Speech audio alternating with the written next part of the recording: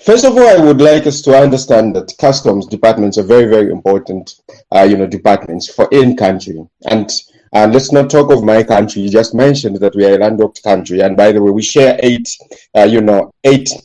borders with eight neighboring countries, which makes it even worse for us because we have to ensure that wherever we are going, as long as it's outside Zambia, we need to cross the border to any point, and this makes it very interesting for us. But then let's look at the customs department. I want to believe that before we begin to talk about what hindrances these customs procedures may have, to facilitating trade. I think we need to understand that these departments are also very important in ensuring that goods are well secured, and of course preventing the passage of illicit goods, facilitating trade.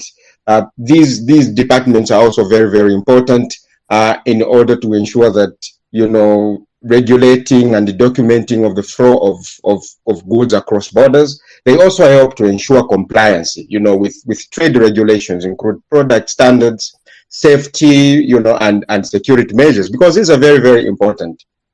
The other thing that we need to understand is that, customs department also, or customs procedures per se, are crucial for regional, economic integration. For example, in Southern Africa, we have SADC, we have COMESA.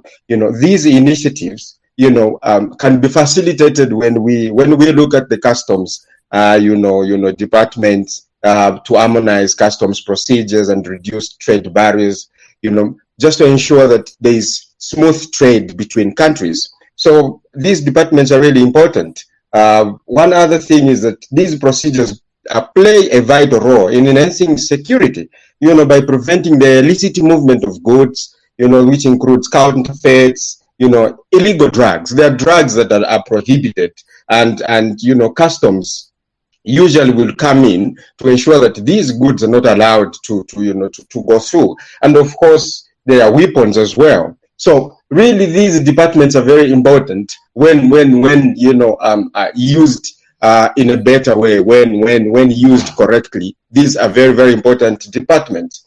But at the same time, in Africa, there's this trend of wanting to what term I can use, wanting to ensure that we limit ourselves, in certain issues. So just for the purposes of this discussion, because I am privileged actually to have been in a border town between Zambia and Tanzania.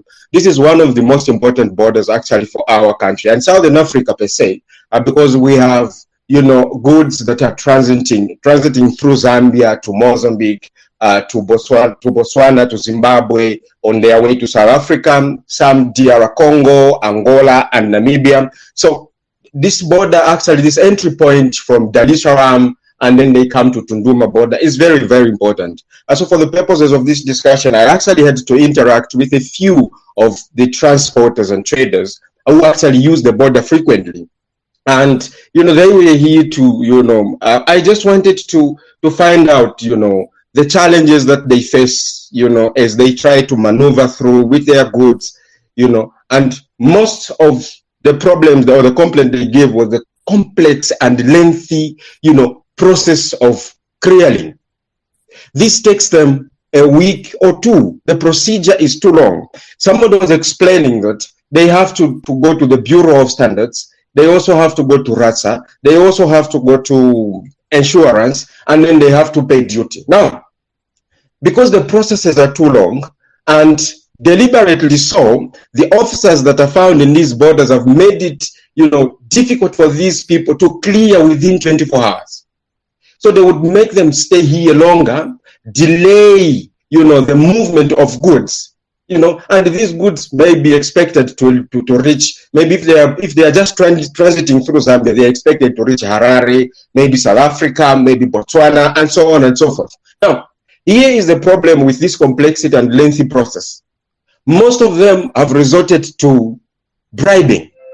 So there is a lot of corruption because an officer We're supposed to do the right thing, clear you. If you go to the Bureau of Standards, they clear you, and first you get to another point, you're cleared. They'll tell you, you have to go through this procedure. And the procedure can take you 3-4 days. But then, if you bribe them, you see where the problem is. If you bribe them, they'll clear you within 24 hours. So now, what this has created is congestion at the border town. We have a situation where we have traffic created by these trucks because now all the parkings are full. So these trucks now have to line up along the main road. They have to line up, just to wait for tomorrow and see if they could be cleared. Now, would you choose to be here for 2 weeks or 24 hours? I think you won't. So this has also created corruption, you see, which is one of the hindrances to intra-African trade, because some people now find it difficult to use this route.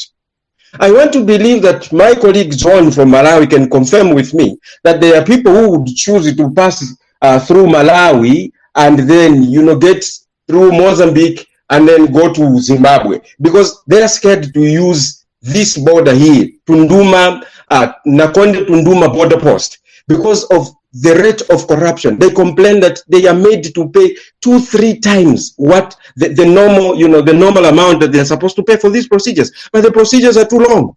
So this has really impacted, trade because of the customs, of course. You see, inconsistent regulations in Africa. Now let's talk about Africa. You find that here at the border post, they have their own procedures. They have their own, their own regulations. If you go to the next border, just before I enter Tanzania, Tunduma border post, they have their own regulations. If you go to Kasumbalesa here in this country, if you are trying to enter Congo DR, there are different, regulations. You go to Kazungula border post, there are different regulations. Have you seen? This makes it different. So difficult for transporters, for goods to pass through, because the fact is that they begin new processes at each and every border they get to. They find the new regulations. You're supposed to pay for this. But at this border, I was made to pay for this, and now here you're paying for a different, you're paying for this different. Because here we have this, and the different countries have those different regulations, which makes it very, very difficult for intra-trade within Africa. I think, those are the major problems that we face, or that African countries face. And then the other thing, I think I said of my time, is infrastructure and the technology. I think this is what that Dwayne was talking about. We were looking at infrastructure development. Here in Zambia, I'll give you an example. We have so many border posts that are not up to date. So many border posts that are very, very poor. You see, one of them was just upgraded recently to a better standard, the Kazungula border post that borders Zambia with Botswana and Zimbabwe. This time now it's a very well updated border, I must say. But apart from it, there are so many other border posts in this country that are so poor in terms of infrastructure and technology, and everything has to be done. If not everything, almost everything has to be done manually. Now